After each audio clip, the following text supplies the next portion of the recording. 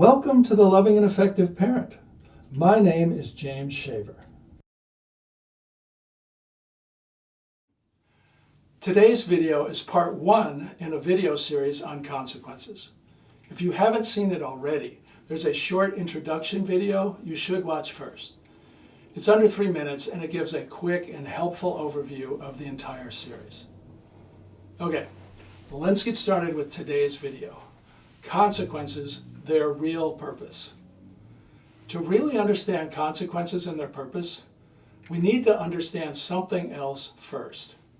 Please put any preconceived notions aside and keep an open mind. This will all make sense by the end. The following statement is what I tell the parents I work with. Making our children behave is not our job.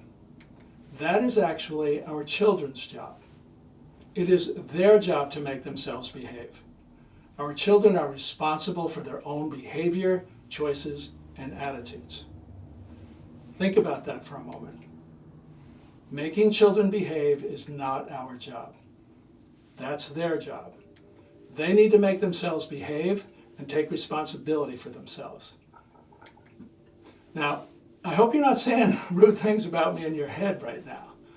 I am well aware that children are not going to magically make themselves behave.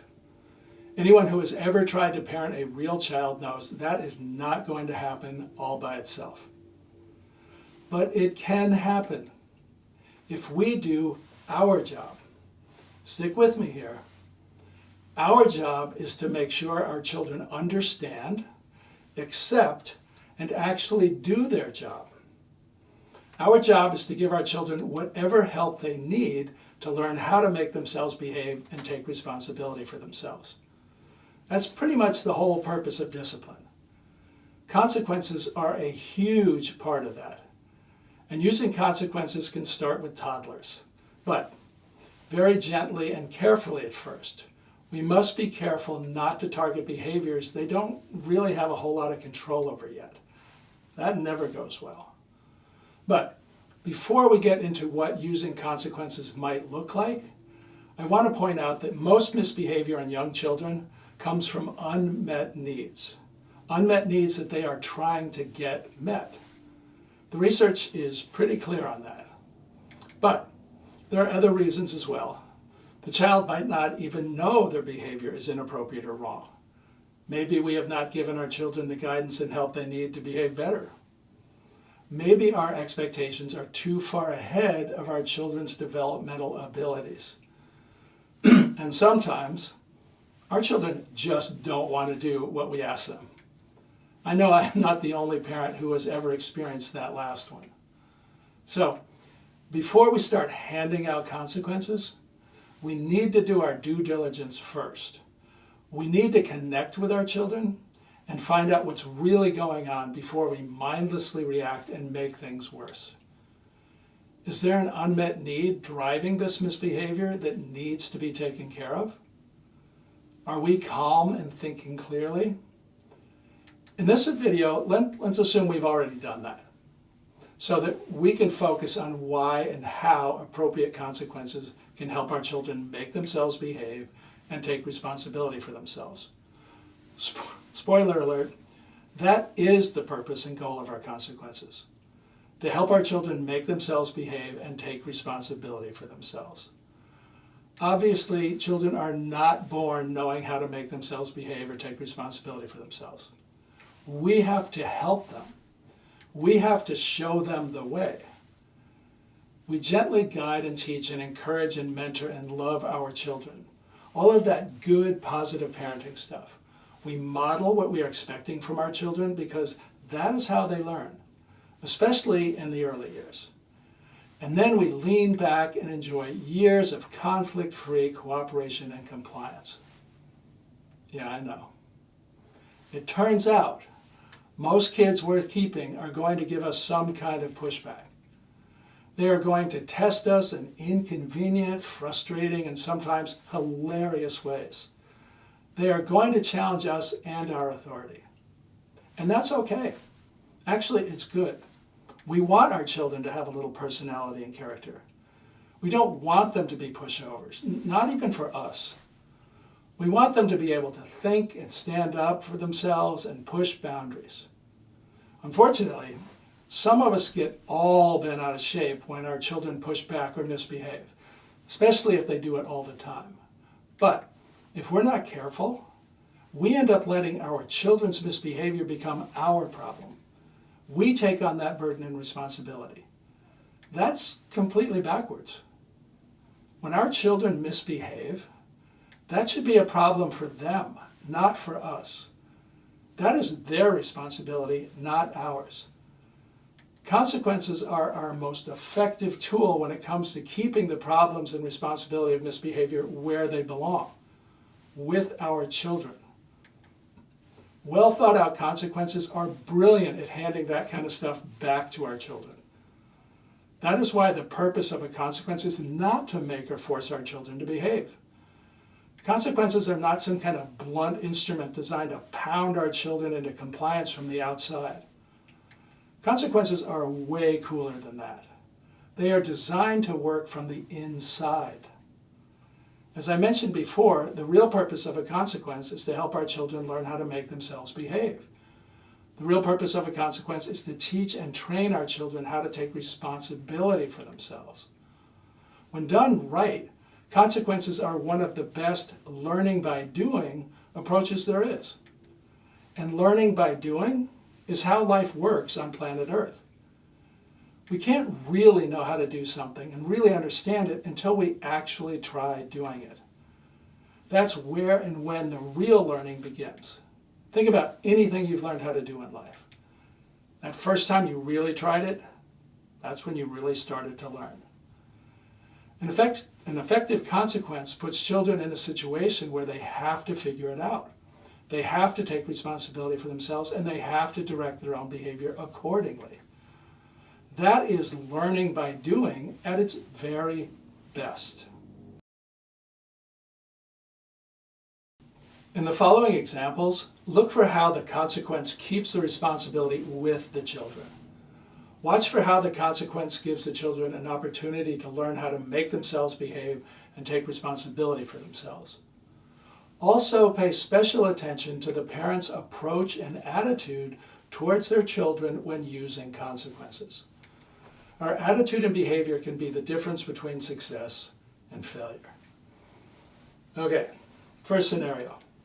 Let's say our 5-year-old daughter almost always behaves badly in the store. We usually end up in ugly and public power struggles, some small, some big, all of them embarrassing. We've all seen this happen. The scolding, the pleading, the threatening, the bribing, the desperately trying to make the child behave. We need to help our daughter train herself out of that kind of behavior. It is a process and it can take some time. When it's time to go to the store, we tell our daughter we won't be buying her anything at the store today. But we will go to the park on the way home if, and only if, she behaves well in the store. We don't repeat ourselves. We say it once with good eye contact to make sure she is listening and that she understands. And then we tell her why. When you behave well in the store, it takes much less time, and it saves me so much energy. So, if you behave well in the store, we will have the time and I will have the energy to take you to the park. I would love to go to the park with you today. Do you want to go to the park with me? Okay, we already know the answer to that. Our daughter loves going to the park. Our hope is that her love of the park will be greater than her impulse to misbehave in the store. That is our hope and goal for this consequence. Once in the store, we don't try to control or micromanage our daughter's behavior in any way. There's absolutely no reason to waste more words, more time, and more energy on what has not worked before. All we say as we enter the store is, I sure hope we get to go to the park on the way home. That's all the reminding we do. She knows exactly what we're talking about. Now, because we are training her to behave well in the store, we make it a relatively short errand. We will build up her endurance over time. We praise good behavior with specific observations. I love the way you keep holding my hand. Or, I love the way you are keeping your hands in the cart. If we notice she is trying to behave, but she's beginning to struggle, we could distract her with a task, or we could ask her, if we do get to go to the park, what are you going to do first? The swings or the slide? But that's all. We are not trying to force or manipulate anything. How our daughter behaves in the store is up to her. That is her responsibility, not ours. It is completely up to her if we go to the park or not. We will respectfully honor whatever choice she makes. We go to the park or we don't go to the park. It's that simple. Don't let it become any more complicated than that. If she behaves well in the store, we thank her for behaving well, and we go to the park. If she misbehaves in the store, we don't go to the park. I'm sorry we don't get to go to the park today. Remember how you grabbed that toy and wouldn't let go when I asked? I hope we get to go to the park the next time. We don't let our emotions or hopes or frustration or disappointment interfere in any way with the consequence. It does not matter what we want. It does not matter how we feel. Trying to force an outcome will waste that trip to the store, and our daughter will learn nothing. If our daughter needs several trips to the store before she gets it, okay, she needs several trips. We must not cheat her out of the number of trips she needs. Remember, the consequence is the teacher in this situation, not us. We let the consequence do the heavy lifting, and we do our best to stay out of it. Resist the urge to double down on the obvious. It's her fault that we can't go to the park. She already knows that. If we try to teach a lesson, if we just keep talking, she will lose the connection between her behavior and not going to the park. Instead, she will be angry and resentful towards us. That's just how human nature works. So, we keep our mouths shut, and this is where so many parents blow it. They can't seem to keep their mouths shut and try to manipulate the situation or try to manipulate the outcome. Not good. If our daughter has some kind of a meltdown, that's okay. Not going to the park is not causing her any real harm. Yes, she is upset. We move through the meltdown as best we can without adding anything to her distress. We stay calm and supportive. No scolding or nagging or holding her behavior against her. We keep it clean. We keep it as positive as possible. Remember, the consequence is the teacher, not us. I'm sorry you are sad about not going to the park today. Maybe we can go next time. Now, how we act and treat our child is every bit as important as the consequence itself. Sometimes it's more important. We keep it positive, we keep it clean, and we let the consequence do its job. Please hear me. If we do that well, our daughter will remember how she felt about not going to the park, and she will focus on that, and hopefully how it connects to her behavior. If we do not do that well, if we mess this whole thing up by scolding or nagging or lecturing, she will remember her angry or resentful feelings towards us, and she will focus on that. And the trip to the store will be a complete waste. So, let's go to the next example. This is about homework. For whatever reason, our children have been getting sloppy with their homework. They know their homework is supposed to be done well and completed by 8 p.m. Lately, that has not been happening. We point this out to our children.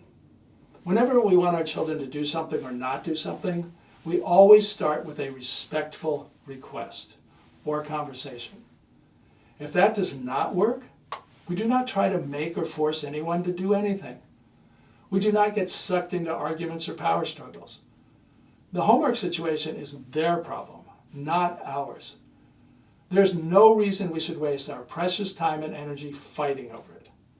Instead, we move on to the next step and present a consequence. If you do not do your homework on time, the next day you will come straight home from school. You cannot have any friends over, and you will sit at the kitchen table until your homework is done. And I check it. Do you understand? If they don't do their homework on time, that's the choice they made. And that's the choice we will respectfully honor. The kitchen table will be ready and waiting for them when they get home from school. We will greet them warmly. Nothing negative. If we get on their case about not doing their homework on time the day before, that is a big, big mistake. That will only aggravate our children unnecessarily, and they will resent us for it. So we keep it clean. Remember, the consequence is the teacher, not us. We might even make them a special snack. But we do not compromise our consequence in any way. We want them to learn. We want them to succeed. Okay, last example. Noah did not clean his room even though we asked him nicely. So we check in with him. In our very best, this is not my problem voice, we ask, are you going to clean your room? Remember, we are not trying to make or force anyone to do anything. If Noah doesn't want to clean his room, or if he refuses to clean his room, that's okay. We calmly move on to a consequence. Noah, I will not drive you anywhere extra until your room is clean. I will drive you to school and your doctor's appointment, but that's it. No ride to friends' houses or the mall or anything like that. If Noah changes his mind and cleans his room to our satisfaction, we say, thank you for cleaning your room. Let me know if you need a ride. And that's all we say. Anything else is an unnecessary risk that can only make things worse. If Noah still refuses to clean his room, that's okay. All that means is that he has decided he doesn't need any extra rides. And we will honor that decision. We do not scold or lecture or try to make him clean his room. We don't get upset or let this become our problem. We simply honor the choice he made. We let the consequence do the work. Maybe it takes a day before Noah cleans his room. Maybe it takes a couple of days. Maybe it takes a whole week. That's okay, as long as we don't undermine or compromise our consequence. Let's say Noah has a change of heart and he realizes he does want to ride somewhere. Now he has to figure out if he wants that ride more than he doesn't want to clean his room. If he decides he really does want that ride, he will make himself clean his room. And that is exactly what we want to happen. We want Noah to tell himself, I need to clean my room. If Noah does clean his room, we give him that ride and thank him for cleaning his room. Once again, there's no need for us to say anything else about it. We quietly let the consequence be the teacher. Now, let's say we don't have a week or more for Noah to get his act together. We need Noah's room cleaned by tomorrow afternoon because Grandma and Grandpa are coming for an overnight visit. We inform Noah his room has to be cleaned before Grandma and Grandpa come. But we don't want to leave Noah's room being clean up to chance or up to Noah. We know we can't really make or force Noah to clean his room if he is determined not to, and we would want to do that anyway. And that's fine. Instead, we present this consequence. Noah, if your room is not clean to my satisfaction before school tomorrow, I will clean it for you while you are at school. If I clean your room, it will cost you $10. You can either pay me directly or I will take it out of your allowance. Your choice. Once again, we do not try to make or force the child to do anything. We save our precious time and energy and mental health for better things. In all three scenarios, did you notice how we let our children choose their behavior without interfering? That is the key. We don't interfere. We don't get tangled up in unwinnable battles. We don't try to make or force our children to do anything. We trust the consequences to do their work. Now, I realize that for some of you, this laid-back approach might be a pretty big paradigm shift, but hang in there. Our ultimate goal is intrinsic motivation. We want our children telling themselves, I need to behave in the store. I need to get my homework done on time. I need to clean my room. When our children tell themselves to do something, that is significantly more effective than us trying to make them do it. It's okay if our children are unhappy with the consequences. Growing up and becoming self-regulated and self-disciplined always involves discomfort, and sometimes even pain. That is how life works. We need to accept that reality and be comfortable with it. We do not want to rob our children of a long-term gain by saving them from a short-term discomfort. Way too many of us have been doing that lately. The real problem with that, it produces children with high anxiety, low resilience, and limited life skills. The research is absolutely clear about that. Our children deserve better. What matters most is that our children work their way through our consequences, figure it out, take responsibility for themselves, and direct their own behavior accordingly. We are training our children to understand and complete that process for their benefit, for their understanding of how life works, for their future success. We must give our children the time and space to do that. Children learn much better when they work through it on their own. That's why it's so important we don't interfere. We do not want to interrupt their learning and development. Please hear me. If we want our children to successfully figure all this out, we need to be in control of ourselves. If we yell or nag or scold or interfere or muck things up with passive-aggressive lessons, our children will resist us and our consequences. Our consequences will not be nearly as effective as they should be, or they might not be effective at all. And we will usually end up spinning our wheels in a useless and destructive power struggle. A power struggle that was completely unnecessary.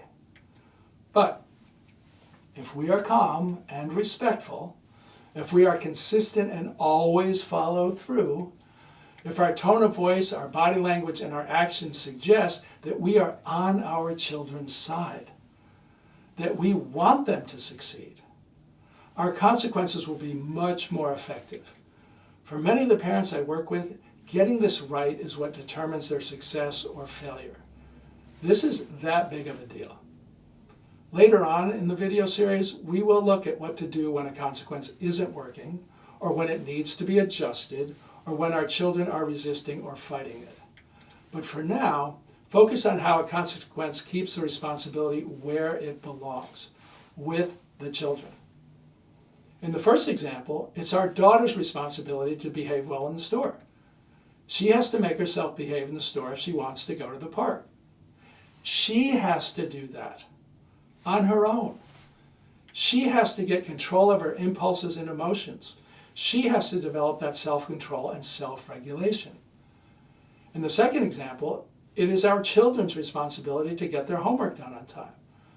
They have to get their homework done on time if they don't want to come straight home from school the next day and do their homework before they can do anything else. They have to plan their time and make themselves do their homework. They have to develop those skills and that self-discipline. In the third example, it is Noah's responsibility to clean his room. We gave him options and choices. We left it up to him to decide what he was going to do about cleaning his room. He had to think it through and figure it out. If Noah is fine with paying us $10 to clean his room, the next time it will be $15. Or we could add no friends over to the consequence until his room is clean. So, anything like that. So, I tell parents this all the time. If it's not happening between your kids' ears, it's not happening. And what I actually mean, if it's not happening in the cognitive part of the brain, it's not happening. Our children have to do the thinking and the work. Our children have to put in the effort. If we're the only one putting in effort, we're not going to get anywhere.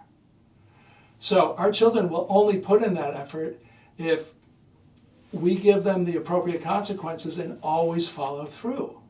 That will only happen if we don't interfere and we give our children the time and space they need to figure out what they're going to do and how they're going to do it. Whether they make good decisions or bad, they will always learn something valuable about how life works. Have you noticed how many times I've said, we will respectfully honor their choice? Or, we don't try to make or force them to do anything? Or, the consequence is the teacher, not us? There's a reason that I keep repeating those things. Those three concepts are absolutely essential to our success. Have you noticed how I constantly encourage avoiding all unnecessary conflict? There's absolutely no good reason for us to be looking for trouble, or even worse, starting it. We need to be like a firm, friendly robot that always stays on task. More about that in another video. When you get the hang of this approach, you will find it unbelievably effective. And you will enjoy your parenting and your children so much more. Okay, a little pivot here. Remember in the beginning I said it's not our job to make our children behave? Let's take a closer look at that.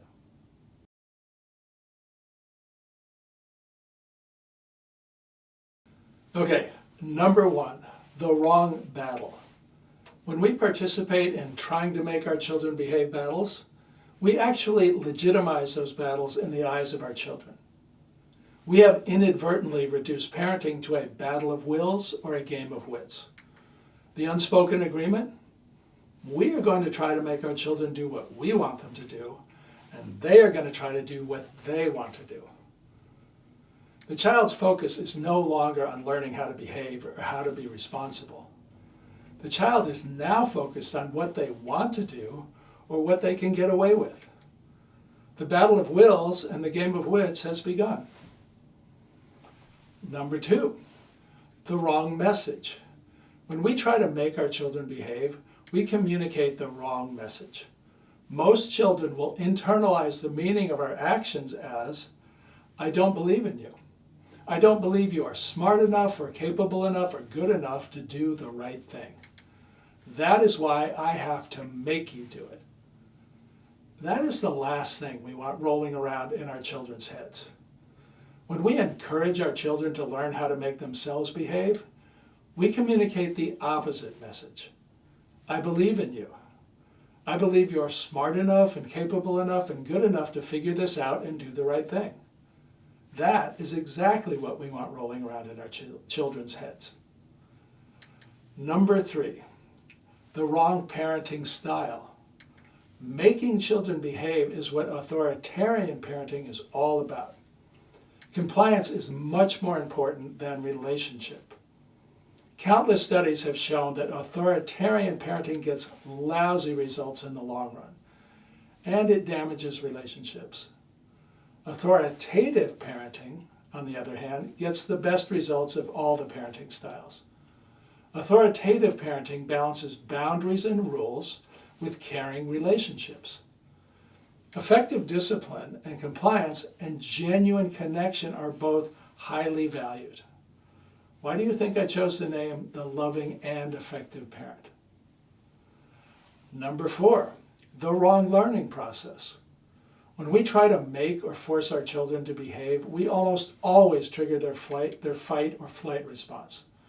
Once that happens, the children are no longer using, or they don't even have access to, the thinking, cognitive part of their brain.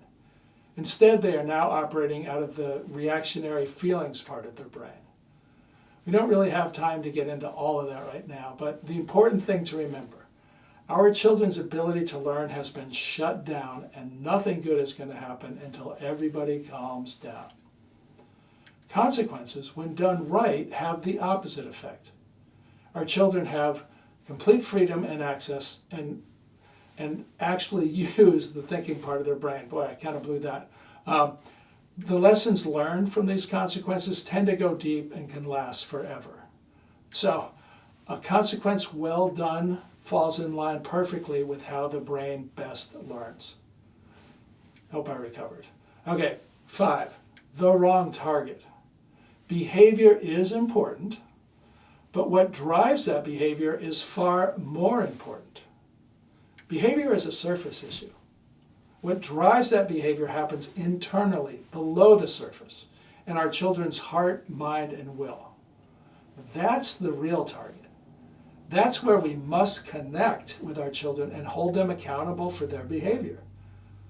They need to learn how to manage their own thoughts, emotions, actions, and attitudes. Our children have to do this internal work themselves.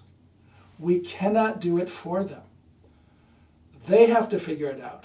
They have to work their way through it. That is where emotional maturity and self-regulation come from. If we keep trying to make or force our children to behave, we are actually preventing them from doing that necessary internal work. We are robbing them of the exact kind of opportunities they need to learn how to make themselves behave and take responsibility for themselves. For example, this is a great story. This story came from a mom in a parenting class I taught. The class was held every Tuesday night for 7 weeks. This mom was at her wit's end.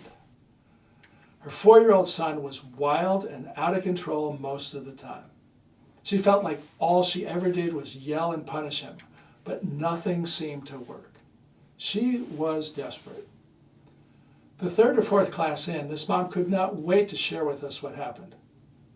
2 days before the class, her son hit one of her prized orchids with his plastic baseball bat. The orchid did not handle it well. The flower was split and torn up pretty badly. She loved her orchids. With great pride, she passed her phone around so that we could all see how beautiful they were. And they were gorgeous. Before taking the parenting class, she admitted she would have yelled, scolded, threatened, and definitely punished her son for smashing her orchid. But that approach never worked for her because, remember these? It fights the wrong battle, it sends the wrong message, it uses the wrong parenting style, it messes up the learning process, and it attacks the wrong target. This time she tried something different. She tried to hold her son accountable for his behavior with a consequence she had learned in class. You have to fix or make right whatever you do wrong or damage. That consequence is one of the most helpful and foundational consequences for raising responsible children that there is.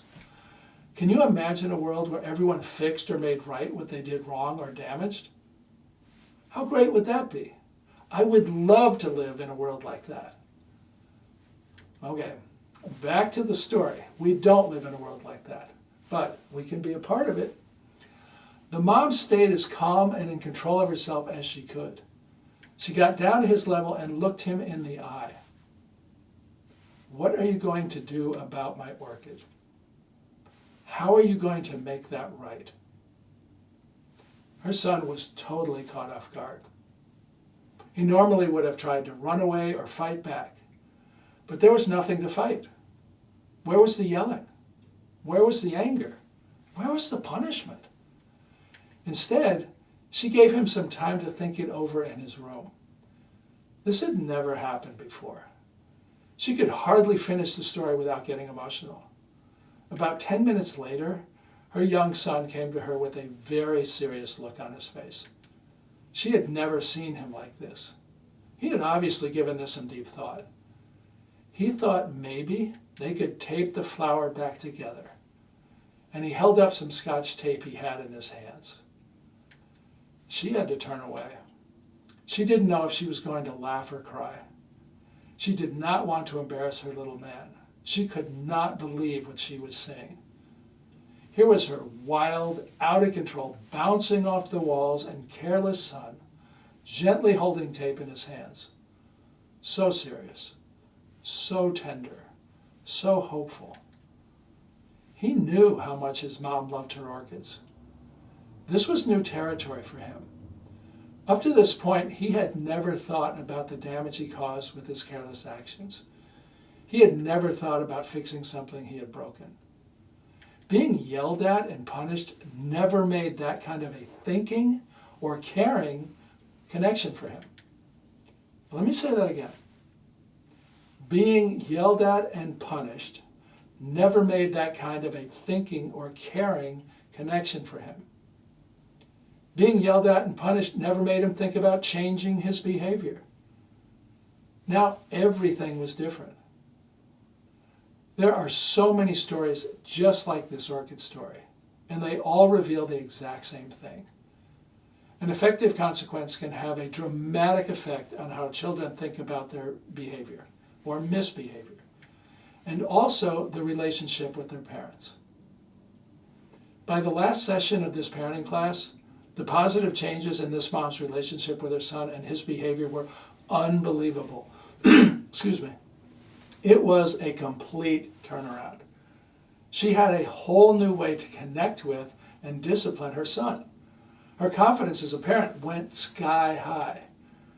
And her son, please hear this, was quickly becoming the kind of child who makes himself behave and takes responsibility for himself. The mom no longer tried to crush his high energy levels and force him to behave. Instead, she supported and coached him so he could learn how to manage his incredibly high energy levels better. Okay, how great is that? Think about that. How great is that? There's a whole lot going on in this story, but I want you to focus on how the consequence kept the responsibility with the son. The mom stayed calm and clear-headed and handed the problem back to her son without triggering his fight or flight response. She did not punish him or try to make him do anything. Instead, she gently held him accountable for his actions. The broken orchid was his problem to take care of. And they did work something out. I'm not sure exactly what it was, but she said she'd never had a conversation like that with her son before. So, happy ending. Excuse me, I'm going to do this. So, happy ending. By the end of this video series, you will have a good idea how to make those kind of things happen in your families.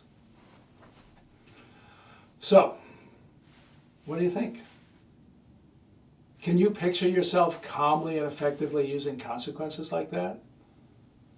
To be able to make that happen, we have to be confident and convincing.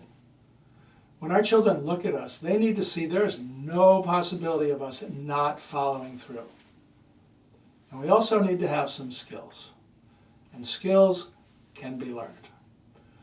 The truth is, most of the parents I work with can't really pull that off until they get better control of themselves, increase their patience, and improve their skills. Some of the parents I work with cannot manage effective consequences because they don't have the confidence to stand up to their children and hold them accountable. In those cases, we work on building skills and confidence first. In both cases, it's a very rewarding and satisfying process for everybody involved. It's one of the reasons why I love my job. No matter which group you are in, or if you are in between, or you go back and forth between the two, you can master effective consequences. Will that require some real effort and some retraining of thoughts and actions? Yes, it will, but it will always be worth it. Many times over, it will be worth it. Before I go, here's a quick summary. The ultimate purpose and goal of our consequences is to help our children learn how to make themselves behave and take responsibility for themselves. Consequences, when done right, keep the responsibility where it belongs, with our children. They hold the children accountable for their behavior, choices, and attitudes. How do we make that happen? We use consequences that put our children in situations where they have to figure it out, they have to take responsibility for themselves, and they have to direct their own behavior accordingly. We don't interfere as our children work their way through the consequence. We stay calm and encouraging, firm and friendly. We keep it clean and don't antagonize or micromanage our children in any way. We let them decide what they will do, and we will respectfully honor that choice and let the consequence do its work. Why do we do all of this? because consequences are one of the most effective ways children learn and develop skills, self-regulation, and self-discipline. Properly set up consequences work in complete harmony with how the brain works. More on that later in this video series. Also, appropriate consequences avoid the big pitfalls of making or forcing children to behave. You remember them? If I remember them. The wrong battle, the wrong message, wrong parenting style, wrong learning process, and wrong target. So, that's it for today. And this is just the beginning. The rest of the videos are numbered in order. As they are available, they will be linked in the description. And don't forget, loving and effective is always the best way to go.